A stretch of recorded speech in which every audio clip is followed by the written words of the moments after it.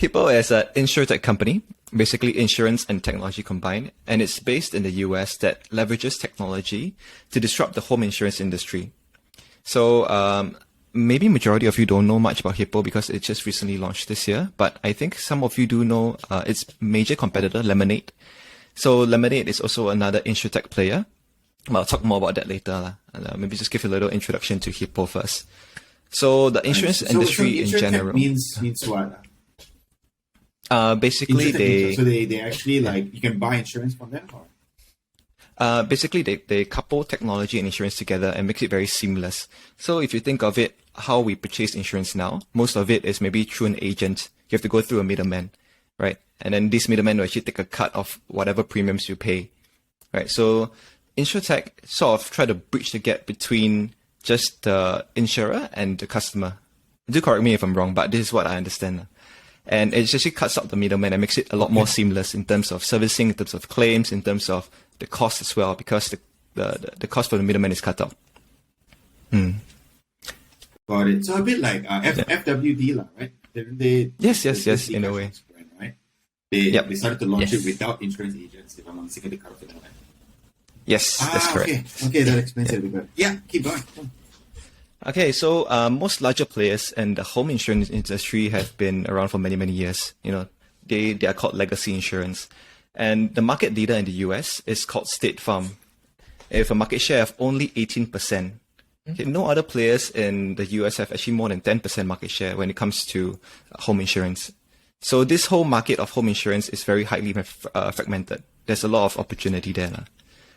So it's also seldom disrupted by new technologies or new competitors, as the barriers for entry are relatively high. So there's like high cost of setting up the company, regulations involved. You need a huge ton of capital, just as a reserve as well. So what I love about Hippo is this part of like the regulatory requirements? Yes, and I believe that each country has their own regulations as well, especially when it comes to financial products like insurance. They have a lot of stringent rules they have to follow. I don't know much about that, but I just know that, they have a very, very thick stack of rules to follow to comply as well. So anyway, what I love about Hippo is the use of smart tech. Sounds right. So they have something called the Smart Home Program, where it's an optional features for customers. So basically, if the customer chooses to opt in, Hippo will send them a smart home kit, which will help to monitor what's going on in the house. Right? Just imagine like you can just install this thing in your house and you go out. And if there is something happen to your house, like a home or there's a water leakage or something, this program will actually inform you and the company that, there's something going on in your house. And then they can actually send help ASAP. So this helps to reduce, a lot of damages, helps to cut any mitigation or minimize a lot of losses, if there is one actually. Right. So now you just think of your own home insurance, you just buy a policy from the insurer and you just leave it there. And, if it comes to claim, you sort of have to fight with the insurer to like, I want to claim this. But then now because of the tech, it's effectively like don't need to complain or don't need to lodge an application because guess what, they already know. Is that right? Yeah, correct. In a way, like that, they're sort of working with each other. Yeah, but that's so self-serving, right? I mean, look, if there was damage, who would pay for it? It's the insurer. All Hippo is doing is they are saving money for themselves, right? Yeah, and they are charging you for the privilege of it. Okay, is it more expensive? Because the same price. It's an optional feature. It's sort of a top up. I think customers have to top up. Yeah, but here's the thing. The take-up rate for this home kit, right, is a whopping 75%. So customers are voluntarily taking up this product because I think ultimately, at the end of the day, they feel a sense of security. Who wants their home to be destroyed? Who wants their home to be burglarized? Right? If this program can actually help make you be aware of anything that's going on in your house, why not? Right? It's a sort of an additional sense of security for them. And also one more thing. Yeah, so I guess in that sense it becomes a bit win-win. Yeah, in a way. Yeah, that because the owner doesn't have to deal with the claims process and all that because hopefully we prevent the claim, and the insurer is happy because they don't need to pay out a claim and they get they get to charge money for the equipment, and there's subscription revenue, which everybody loves. Yeah, it's a win-win. So I guess it will help. It will improve efficiency in terms of claiming. It will reduce fraud, because I do know insurance fraud is. I think that's a thing. I don't have the numbers as to how much the insurances lose every year, but I presume this will reduce it. But more importantly, wouldn't this be much more positive for Hippo, right? Because of the data that they're collecting. Exactly. Think of it in terms of suburb-wide or state-wide or house types or family types, like these sort of thing. And you're just there in the B2C homes, like literally every other home, for example. Okay, maybe 1 in 10 homes if they hit the 10% market share of State Farm. But so that's really, really good for them. Is that effectively their end game? Is that where they're going to make the money? No, exactly, Rakesh. So, like you said, these smart devices, they actually collect the data, and this will actually be sent to Hippo. So using this data, they can better price their products and become more efficient and become a more automated company.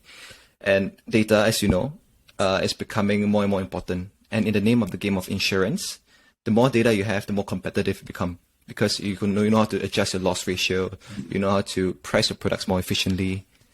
So I think moving forward, as they get more market share, right, they get more data as well, and just focus on one product, home owners insurance, I think they will have a very big chance to get quite a chunk of market share compared to the legacy players.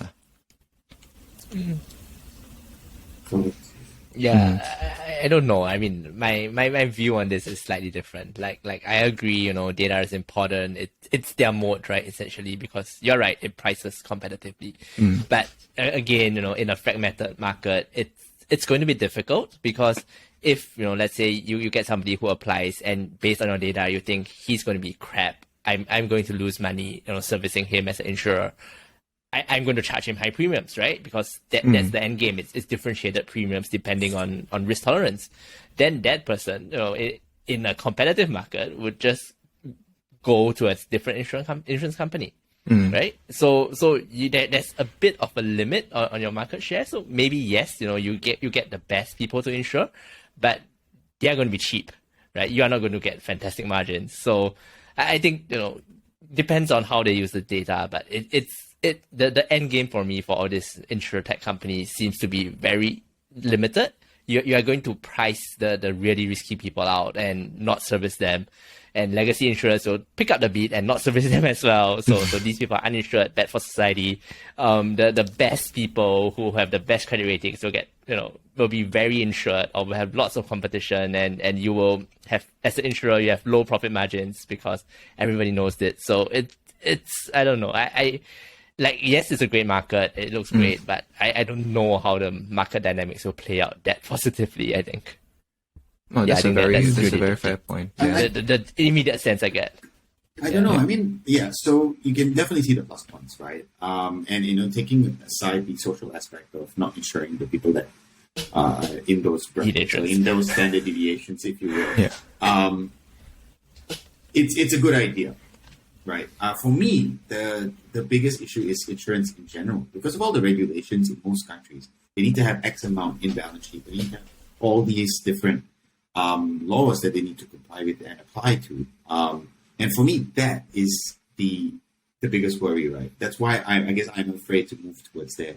Because if something was to happen, then they would have to pay out. And just looking at some numbers, right now, the average premium per policy is negative 1200. Is that right? Or is it 1,200? Okay, sorry. Average premium per policy is on average 1,200, not negative. Which is quite high, because if you look at Lemonade, it's somewhere around $213. This is for Hippo, how would Hippo then? Yes, so 1,200 was Hippo, whereas Lemonade was 213 in terms of average premium per policy. So is this effectively $1,000, I presume USD here, is that device? Okay, so I haven't really exactly go into detail onto their loss ratio yet, but I do understand that last year, 2020, there was something called the Texas freeze, which caused, I think it's an electricity shortage, which caused, I think, major, it's a catastrophic event. So insurers during that period of time, they had a lot to pay out. which includes Lemonade as well. So their loss ratio for last year, I think, was 100%. And loss ratio is basically what you pay for the premium divided by the claims that's paid out. No, the claims that's paid are divided by the premium that you pay. So if the premium is $100 and the insurer pay $150, it's $150 divided by 100. So the loss ratio is 150%. Yeah. And technically for insurance company, you want a lower loss ratio as possible. For Hippo, I think they went through the same thing as last year during the Texas freeze. That's why the loss ratio was so high. And for their risk itself, I believe that they're only holding 10% of the risk, whereas the other 90%, they actually switch it to a reinsurer. So the reinsurer will actually hold 90% of the risk, and Hippo will actually hold only 10% of risk. Got it. So it's the standard CDO again. Okay, no. They're just becoming an originator, I think, and passing it off, which is fair. Yeah. Yes, and I do have to say that, they are still a relatively new company. And although Hippo did achieve 100% growth rate the past year, analysts still expect that they will not be profitable until 2025 onwards. Thus, this is a long-term play. But definitely, this is something on my watch list. Yeah. Just nice, their spec projections. End of the 5-year mark. Oh, yeah. Right? Yes, I put forecast and that's true. Yes. Just nice. The year the forecast ends, that's the year that they make. Until we do it next year again, right? Then it'll be another 5 years. Oh my god, okay. But so that means they didn't have a good year. How was their stock price been? So these guys are public, right? It's just the question. Sorry? They are public, right? They are public. Yes, yes. They're public, yes. So I think they went public this year. This year, through a SPAC? Yeah. Yes, through a SPAC. Through a SPAC, right? So their stock price, if you guys see, is a bit daunting. Yeah, it's actually 50% down from its high. I mean, SPAC price when they come out, I think they were about $10, $11. Now, Hippo's price is about $4 plus, if I'm not wrong. Yeah, but I think Insurtech as a whole, it's been on a downtrend because of the Texas freeze last year. Got it. So then, do you see this as an opportunity to monitor this industry or this stock? How would you see this as a long-term play? If you yes, so definitely I will keep it on my watch list. So mainly because the only other major competitor, like I mentioned, is Lemonade. So Lemonade, they provide 4 different insurance, namely renters insurance, homeowners insurance, pet insurance, and term life insurance. Whereas for Hippo, they only focus on home insurance. So they're just specializing in one product. And one thing to note, right, is that, although Lemonade has been around for a longer period of time and they do more products, right? Hippo's gross written premium is twice that of Lemonade, but the market cap is only half of Lemonade. So I feel that, there is still a lot of opportunity for Hippo to actually gain traction. Yeah, it needs a hype cycle, I think, just to boost it back up. It's a wave, right. Yeah. Fair. Yeah. Cool, man. No, I think this is a good idea. I'm going to take a look at it. I'm not much into Insurtech for the reasons I just mentioned, but I think I would like to take a look at it.